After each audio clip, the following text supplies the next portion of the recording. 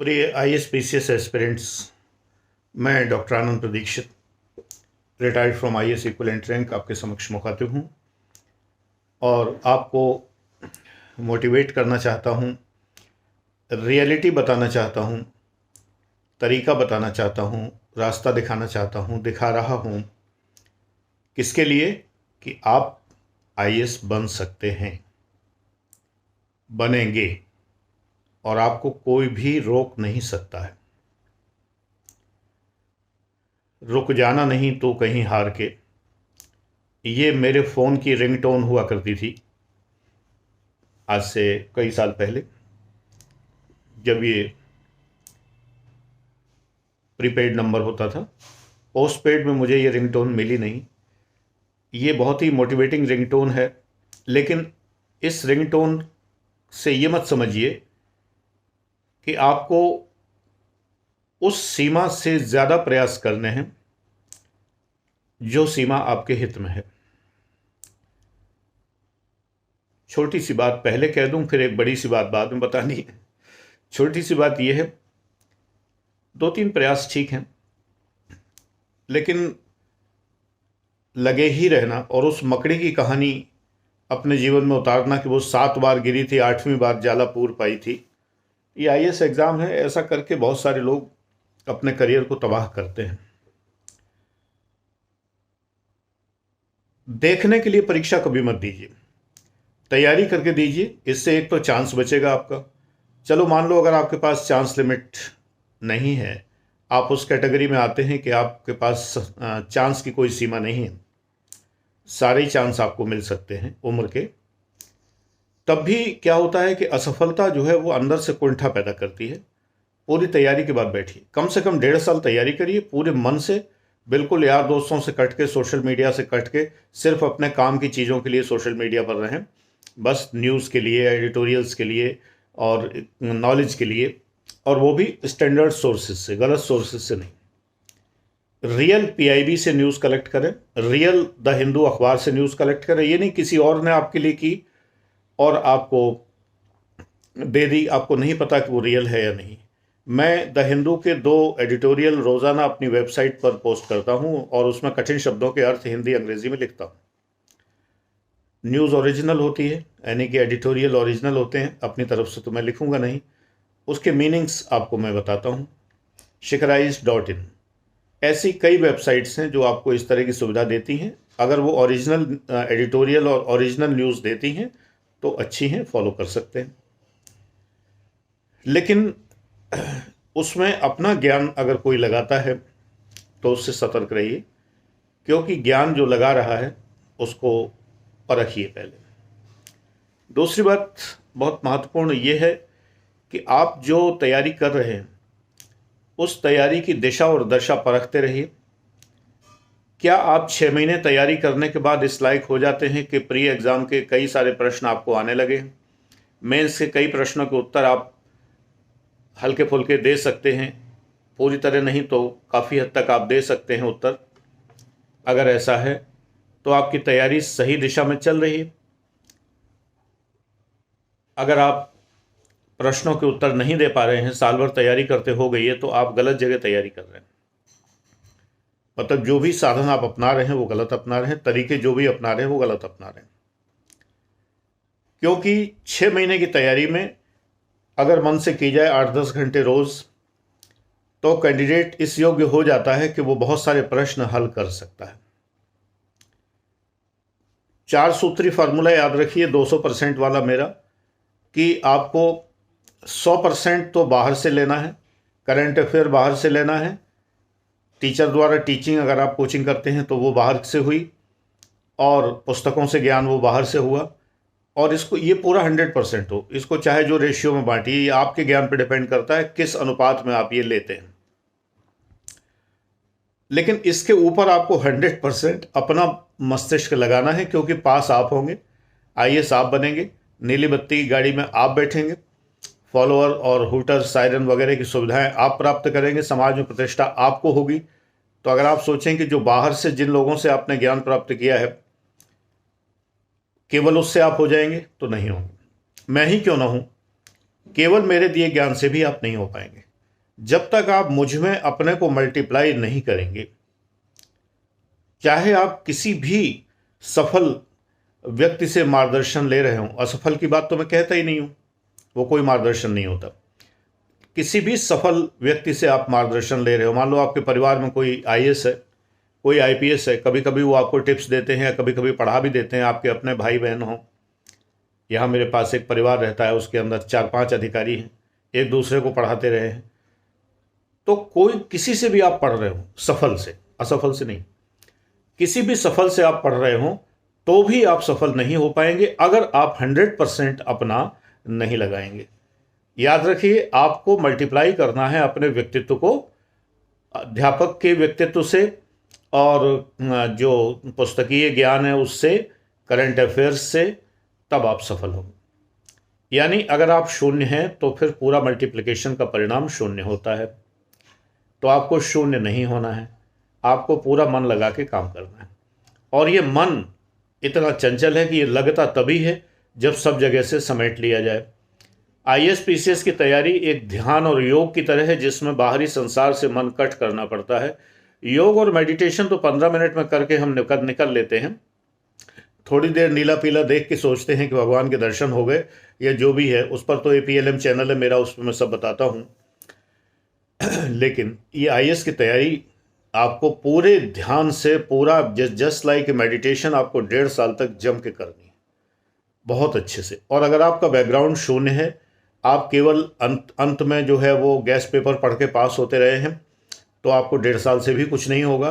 फिर आपको पूरी तरह मैदान में उतरना पड़ेगा, और आपको 2.5 से 3 साल लग सकता है। ये मेरी बात गांठ बांध लीजिए, चाहे मैं ही क्यों ना पढ़ा रहा हूँ। रीज़न ये ना कि जब कोई, मैं तो जानता हूँ कि ये शब्द जो है बहुत से बच्चों को नहीं आता, मैं कभी कभी खींच के भी सही, लेकिन उसको बता देता हूँ कि भाई ये शब्द का मीनिंग ये, हालांकि इसका मीनिंग पता होना चाहिए आपको। अगर नहीं पता तो आप क्या आईएएस की तैयारी कर रहे हैं, है ना। लेकिन बता देता हूँ फिर भी, लेकिन हर कोई नहीं बताएगा।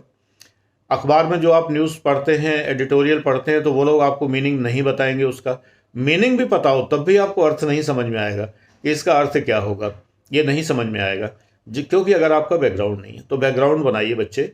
पहले आपको बहुत अच्छे अच्छे पत्रिकाएं पढ़नी है, प्रतियोगिता दर्पण है और क्रॉनिकल है, सिविल सर्विस क्रॉनिकल है। मुझे ये 2 पत्रिकाएं करंट अफेयर्स के लिए और आर्टिकल्स के लिए बहुत अच्छी लगती हैं।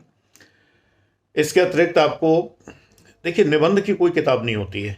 निबंध की किताब से लिखेंगे तो 10% नंबर मिलेंगे। 100 नंबर का निबंध होगा अगर, तो 10 नंबर आपको मिलेंगे। एग्जैक्टली। अच्छा, भले ही वो निबंध की किताब किसी एक आईएएस में सेलेक्ट हुआ अधिकारी द्वारा लिखी गई हो, लेकिन वो संदर्भ बदल जाते हैं। आज कोरोना का संदर्भ इतना बड़ा हो गया है कि हर जगह आपको कोरोना का संदर्भ डालना पड़ेगा। वो उन्होंने नहीं डाला होगा अपने समय में जब उन्होंने लिखा होगा। कोई भी लिखेगा, कितना ही विद्वान, उद्भट विद्वान क्यों ना हो निबंध का, लेकिन उसे लेटेस्ट करना पड़ता है। मैं हमेशा लेटेस्ट करता हूँ। मैंने बहुत सारे असाइनमेंट्स दिए हैं, और जो बच्चों को बहुत सारे काम दे रहा हूँ। टी ग्रुप में जो ऐड कर, टी ग्रुप अवेलेबल नहीं है किसी को भी किसी भी फीस पर। टी ग्रुप केवल उन्हें मिलता है जो A9 बैच में आते हैं 31,000 के बैच में, या जो A2 बैच में लोग हैं 104 के बैच में, 1,04,000 के बैच में। उन लोगों को टी ग्रुप लास्ट में मिलता है। उसके अंदर सैकड़ों क्वेश्चन प्री मेंस और इंटरव्यू के होते हैं, और ये बदलते रहेंगे, ये गारंटेड है। मतलब ये नहीं कि जो आज क्वेश्चन है वही हमेशा मिलेंगे, ये परिवर्तनशील है, बदलते रहेंगे, पुराने और नए।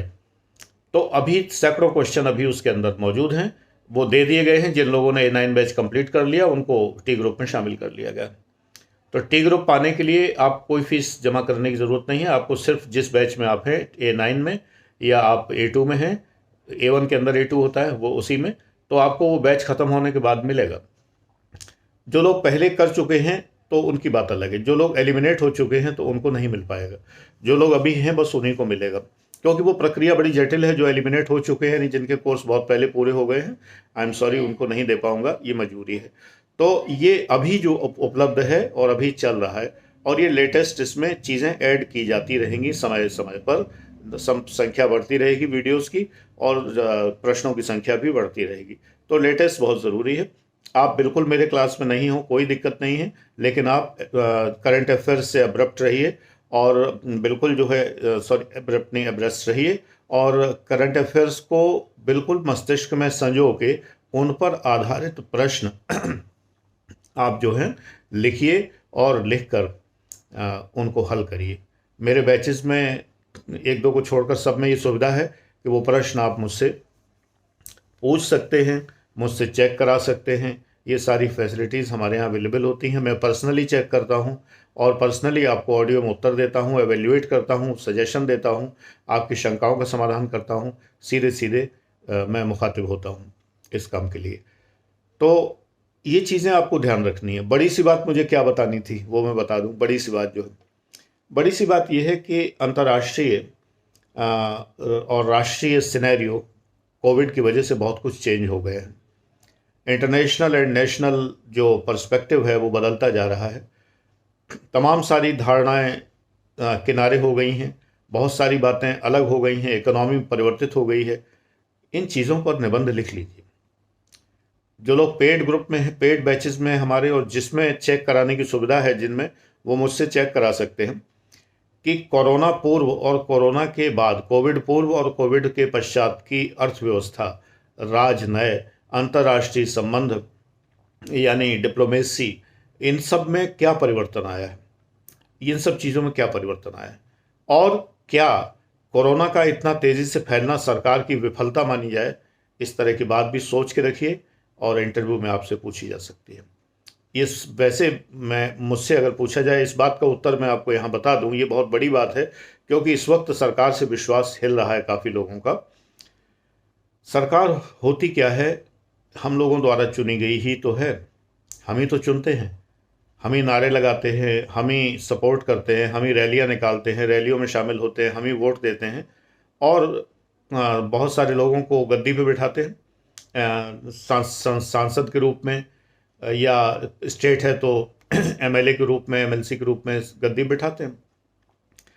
फैक्ट ये है कि जो भी सरकार हम चुनते हैं लोकतंत्र में, जिसे हम कह सकते हैं प्रतिनिधि सरकार है, वो हमारी ही बनाई हुई है, वो हमारे ही हित में काम करती है। उनके काम करने के जो हाथ पैर हैं वो कौन है? वो अधिकारी हैं, सरकारी अधिकारी हैं। सरकारी अधिकारी कहाँ से आते हैं? जिसके लिए आप तैयारी कर रहे हैं। आईएएस पीसीएस दिल पे हाथ रख के सोचिए, आप क्यों तैयारी कर रहे हैं। आप अपने मन में सोच लीजिए कि 99% लोग केवल इसलिए तैयारी कर रहे हैं कि अंधाधुंध पैसा है, इसमें बहुत सारा पैसा है, इसके अंदर बड़ी कमाई है, इसके अंदर बहुत भ्रष्टाचार के मौके हैं। तो जब ये उद्देश्य लेकर हम जाएंगे तो जो सरकार है, एक हाइपोथेटिकल कंसेप्ट है सरकार की। सरकार नाम का कोई आदमी नहीं होता है ना, वो कोई सरकार, वो अमिताभ बच्चन की फिल्म नहीं है कि जिसमें दादाजी आ गए वो सरकार है, तो वो नहीं है। ये सरकार के जो हाथ पैर हैं वो आप ही लोग, तुम ही भविष्य हो मेरे भारत विशाल के, इस देश को रखना मेरे बच्चों संभाल के, गाना सुना है। तो तुम ही जा रहे हो वहाँ पर सरकार में। इसका मतलब जो लोग गए हैं सरकार में वो ठीक से काम नहीं कर रहे, गवर्नमेंट के ऑर्डर्स का ठीक से पालन नहीं कर रहे, कालाबाजारी हो रही है। कालाबाजारी करने वाले कौन हैं? क्या कालाबाजारी करने वाले सरकार में बैठे लोग हैं? हाँ, हो सकता है एक आध एग्जाम्पल ऐसे भी आए हैं, लेकिन वो आए कहाँ से हैं? इसी सोसाइटी से, इंडियन सोसाइटी से। हम भारत के लोग, we the people of India में से ही वो मंत्री हैं, उसी में से हम अधिकारी हैं, उसी में से सब कोई है। सरकार ने नीति बनाई तो गलत नहीं बनाई, सरकार नियंत्रण करती है, गलत नहीं करती है। सरकार बार बार कह रही है कि आप ना निकलें बाहर बिना मास्क के। अभी हाल में थोड़े दिन पहले, महीने भर पहले, चारों तरफ ऐसा लगता ही नहीं था कि कभी कोरोना रहा था, कभी कोविड का प्रकोप था, लगता ही नहीं था। ये लगता था हम लोग पूरी तरह कोविड से मुक्त हो गए। मैंने फेसबुक पर एक पोस्ट की थी, मैंने लिखा था, जब मैं सेकंड डोज लेके आया था उस दिन मैंने फेसबुक पर लिखा था कि सेकंड डोज लेकर निकलते हुए लोग ऐसे चौड़े होकर घूम रहे हैं जैसे कि अमृत पी लिया हो। अभी भी मास्क की आवश्यकता है और सतर्क रहें। और वही बात हुई उस दिन तक। ये जिस दिन मैंने सेकंड डोज लिया तब तक इतनी महामारी नहीं मची थी, और उसके बाद मैं देख रहा हूँ लगातार। उस दिन मुझे देख के गुस्सा आ रहा था लोगों पर, जो सेकंड डोज लगवा के निकल रहे थे वो ऐसे चिल्ला चिल्ला के बात कर रहे थे मानो कि वो अमर हो गए। इतनी बदतमीजी से और इतने दम्भ से, इतने घमंड से और इतने नशे में चूर की तरह से बात कर रहे थे। उन्हें लग रहा था कि अब तो उनका कोई कुछ बिगाड़ ही नहीं सकता। ये दम्भ ही ले डूबा है, इसी ने सत्यानाश किया है, इसी ने बर्बाद किया है। इस राक्षस की शक्ति को हम लोग समझ नहीं पाए हैं। ये छिपा बैठा था दरवाजे के बाहर, हम निकलने लगे, खेलने कूदने लगे, और ये ताक में बैठा था, इसने हमें दबोच लिया। बेटे बहुत सुरक्षित रहिए। मुझे आश्चर्य होता है जब आज भी लोग पूछते हैं सर ऑफलाइन क्लास। अरे भाई क्या चाहते हो offline class? What do you mean by offline class? सारी दुनिया ऑनलाइन हो रही, हर कोई घर में घुसा बैठा है, तुम्हें मस्ती चढ़ी हुई है कि ऑफलाइन क्लास हो रहे हैं कि नहीं हो रहे? नहीं सर वो हम ऑफलाइन चाह रहे थे, असल में ऑनलाइन नहीं करना है। ना करो, ऑनलाइन नहीं करना। यही स्वर होता है इन लोगों का, ऐसे ही बोलते हैं ये लोग। अगर इनसे फ़ोन पे बात करो तो इनकी आवाज़ ऐसी निकलती है कि मतलब ये ऐसे चूर होते हैं, मद मस्त बिल्कुल, कि इनको लगता है सारी दुनिया इनके पैर के नीचे रौंदी जा रही है। बेटा कोरोना बहुत भयानक राक्षस है, सतर्क रहिए। अपने को बहुत ज़्यादा बलिष्ठ और बहुत ज़्यादा इसमें अच्छे अच्छे पहुंच वाले चले गए। अभी अभी रोहित सरदाना की खबर सुनी मीडिया से, तमाम से। हाँ, नेताओं की तो नहीं सुन रहे हैं खबर हम, लेकिन नेता सुरक्षित हैं, ये बड़ी अच्छी बात है। देश के सारे नेता सुरक्षित हैं, लेकिन आम आदमी तो बुरी तरह से मर रहा है, बहुत बुरी तरह मर रहा है। और अभी आप आम आदमी हैं, इसलिए सुरक्षित रहिए। मेरी बहुत बहुत दुआ और आशीर्वाद आपके साथ है, बड़ी शुभकामनाएं हैं। सुरक्षित रहिए प्लीज़। तैयारी करिए और अपना दिमाग लगाइए। चारों तरफ से दिमाग हटाइए, तब लगेगा, तब तक नहीं लगेगा। चारों तरफ से हटाना ज़रूरी। समाचार अधिक मत सुनिए, बहुत ज़रूरी है कि आप कंसंट्रेट हों। Thank you.